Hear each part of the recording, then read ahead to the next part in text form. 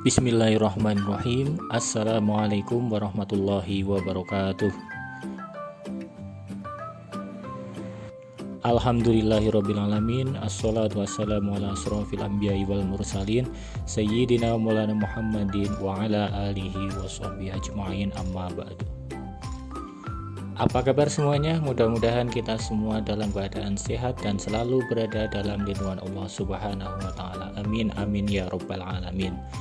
Pada pertemuan kali ini kita akan membahas bab mengenai membiasakan akhlak terpuji, yang mana di dalamnya itu ada subbab-subbab seperti adab berpakaian, adab berhias, adab perjalanan, adab bertamu, dan adab menerima tamu. Nah, untuk bagian ini kita akan membahas mengenai adab berpakaian. Adapun untuk capaian pembelajarannya adalah peserta didik mampu membiasakan dan mengevaluasi adab berpakaian sebagai upaya membentuk generasi yang beradab, bermoral, dan berbudaya di era digital dalam dunia global, sehingga tidak terjebak dalam pergaulan bebas, hedonis, dan materialistis. Sedangkan untuk tujuan pembelajarannya adalah membiasakan dan mengevaluasi adab berpakaian sebagai upaya membentuk generasi yang beradab, bermoral, dan berbudaya di era digital dalam dunia global, sehingga tidak terjebak dalam pergaulan bebas, hedonis, dan materialistis. Nah, untuk peta konsepnya secara keseluruhan, secara garis besar terlihat seperti ini. Akhlak terpuji itu meliputi ada berpakaian, berhias, berjalanan, bertamu, dan menerima tamu. Nah, seperti yang sudah saya sampaikan tadi, untuk bagian pertama ini kita akan membahas tentang adab berpakaian. Bagaimana sih cara berpakaian yang dibenarkan menurut syariat Islam?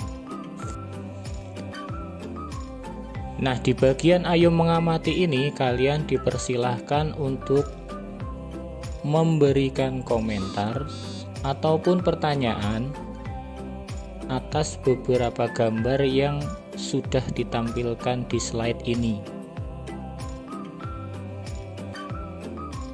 Apakah pakaian seperti itu pantas kita gunakan sebagai seorang muslim atau sudah sesuaikah pakaian-pakaian yang ada di dalam gambar tersebut dengan syariat ajaran Islam? Nah, silahkan kalian berikan komentarnya. Baik, sekarang kita masuk ke dalam materi mengenai adab berpakaian. Ada 4 pokok bahasan yang akan kita pelajari di materi adab berpakaian ini. Yang pertama adalah pengertian dari adab berpakaian itu sendiri. Yang kedua, fungsi pakaian. Yang ketiga, nilai positif dari adab berpakaian. Dan yang keempat, membiasakan adab berpakaian dalam kehidupan sehari-hari. Baik, kita akan membahas materi yang pertama, yaitu pengertian adab berpakaian. Al-Quran paling tidak menggunakan 3 istilah untuk pakaian, yaitu libas, syab, dan sorobil. Kata libas digunakan Al-Quran untuk menunjukkan pakaian lahir dan batin. Pakaian dinamai syab atau saub karena ide dasar adanya bahan-bahan pakaian adalah agar dipakai.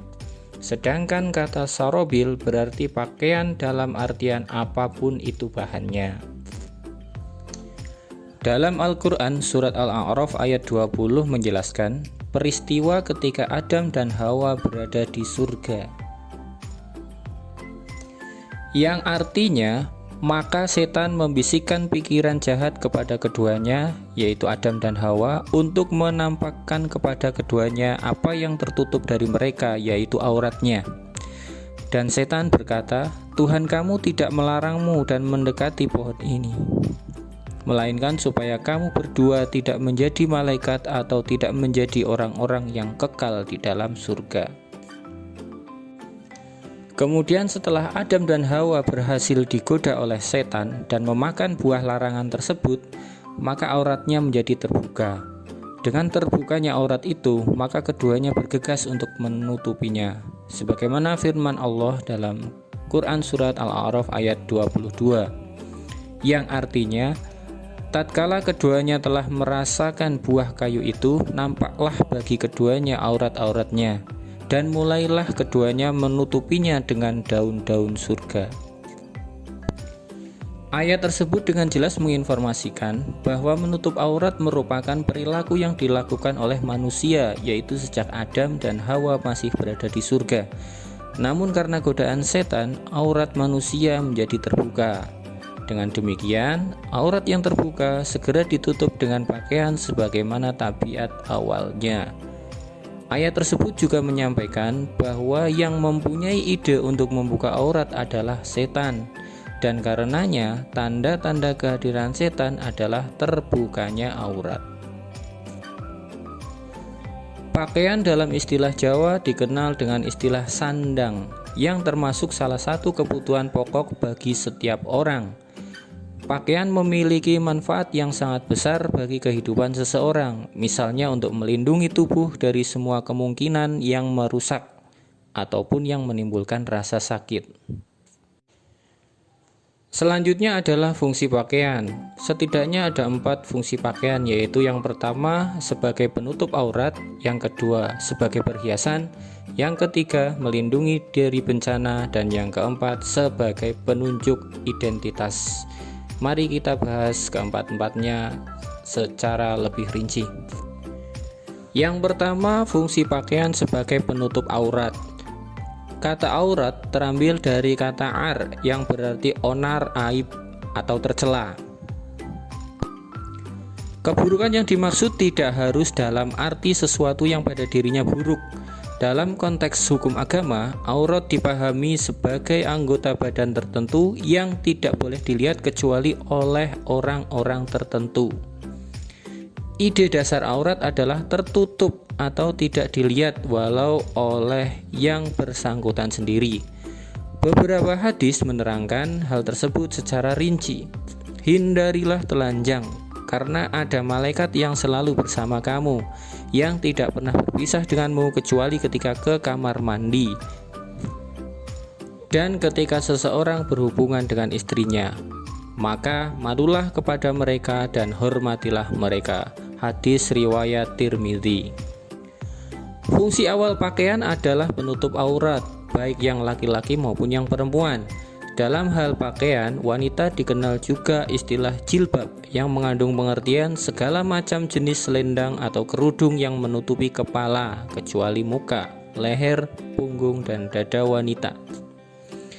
Dalam Kamus Bahasa Arab Al-Mu'jam Al-Wasit, jilbab juga dipahami sebagai segala jenis pakaian seperti gamis, long dress, kebaya, dan pakaian wanita bagian luar yang menutupi semua tubuhnya. Busana muslimah haruslah memenuhi kriteria berikut ini. Yang pertama, tidak jarang atau transparan dan ketat. Yang kedua, tidak menyerupai pakaian laki-laki. Yang ketiga, tidak menyerupai busana khusus non-muslim. Dan yang keempat, pantas dan sederhana. Fungsi pakaian yang kedua adalah sebagai perhiasan. Sebagian pakar menjelaskan bahwa sesuatu yang elok adalah yang menghasilkan kebebasan dan keserasian. Pakaian yang elok adalah yang memberi kebebasan kepada pemakainya untuk bergerak. Adapun salah satu unsur mutlak dari keindahan adalah kebersihan. Itulah sebabnya mengapa Nabi Muhammad SAW senang memakai pakaian putih. Bukan saja karena warna ini lebih sesuai dengan iklim Jazirah Arab yang panas, melainkan juga karena warna putih segera menampakkan kotoran, sehingga pemakainya akan segera terdorong untuk mengenakan pakaian lain yang bersih. Berhias adalah naluri manusia.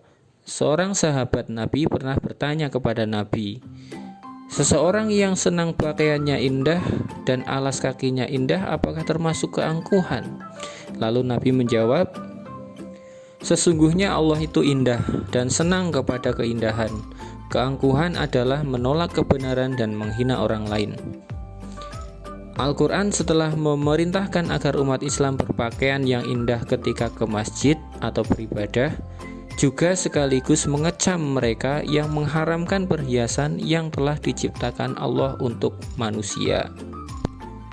Jadi, pakaian yang berfungsi sebagai perhiasan dapat dipahami bahwa pakaian selain untuk menutup aurat juga digunakan untuk memperindah atau mempercantik pemakainya. Adapun mengenai mode pakaian, yang terpenting adalah tidak melanggar batas-batas ketentuan agama. Fungsi pakaian yang ketiga adalah melindungi dari bencana.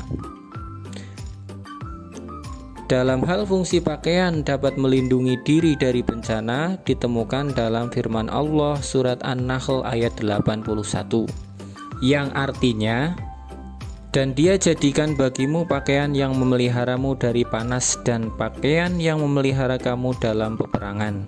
Demikianlah Allah menyempurnakan nikmat-Nya atasmu agar kamu berserah diri kepadanya. Fungsi pakaian yang keempat adalah sebagai penunjuk identitas. Fungsi identitas pakaian ini disyaratkan oleh Al-Quran surat Al-Ahzab ayat 59 yang menugaskan Nabi Muhammad SAW agar menyampaikan kepada istri-istrinya, anak-anak perempuannya, serta wanita-wanita mukmin agar mereka mengulurkan jilbab mereka. Pakaian dapat diklasifikasikan menjadi dua bentuk. Pertama, pakaian untuk menutupi aurat tubuh sebagai bentuk ketaatan kepada Allah, dan yang kedua, pakaian juga dapat difungsikan sebagai ekspresi dari suatu kreativitas di bidang fashion sehingga bernilai perhiasan. Dalam kategori yang pertama, pakaian harus menutupi aurat. Untuk aurat wanita adalah seluruh tubuhnya kecuali tangan dan wajah. Dan bagi pria, menutup anggota tubuh di bawah pusar sampai bawah lutut.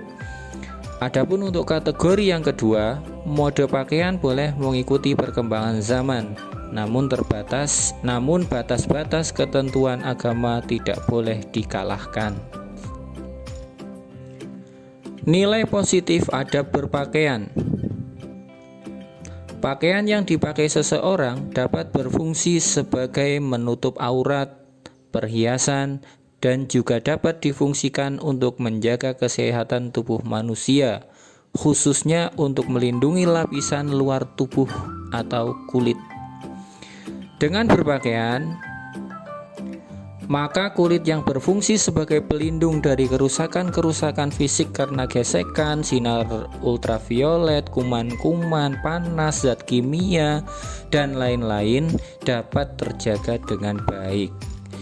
Apalagi yang hidup di daerah tropis di mana sinar ultraviolet dapat menimbulkan terbakarnya kulit, penyakit kanker kulit, dan lain sebagainya. Maka pakaian yang dikenakan seseorang dapat melindungi kulit dari sinar tersebut.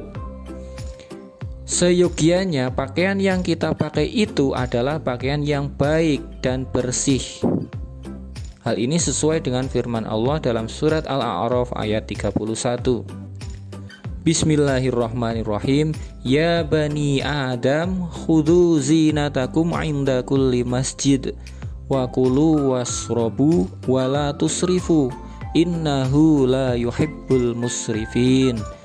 Yang artinya, hai anak Adam, pakailah pakaianmu yang indah di setiap memasuki masjid. Makan dan minumlah, dan jangan berlebih-lebihan.